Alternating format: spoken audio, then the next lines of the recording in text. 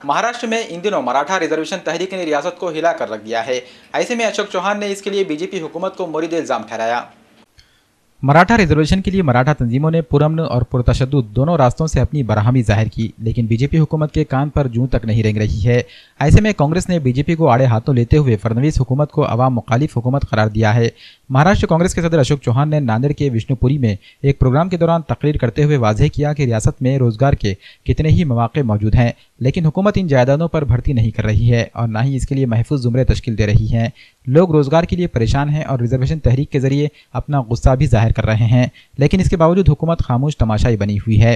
10 लाखापेक्षाही जास्त जागा रिकाम्या आहेत, म्हणजे आपल्याकडे 10 लाख जागा शासकीय सेवेमध्ये रिकाम्या आहेत, त्या भरत नाहीत। दुसरीकडे मंत्रिमंडळ आरक्षण मिळालं तर नोकऱ्या मिळू शकणार नाही। ही विसंगती किती आहे बघा, म्हणजे किती खोटं बोलायचं काम चालू आहे।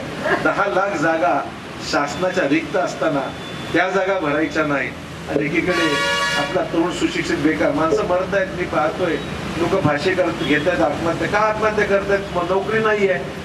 2 वेळ जेव्हा घरच्या परिस्थिती वाईट आहे, आई बाबाकडे काही शिकवायला कोणाला पैसे नाही, फी भरायला पैसे नाही आहेत, ही अवस्था ग्रामीण भागातल्या लोकांच्या दुर्दैवाने निर्माण वस्तूच ते खरं आहे। त्याशिवाय लोक मरत नाहीत। माणसं जीवावर उदार होणं काही सोपी लहान गोष्ट आहे का हो?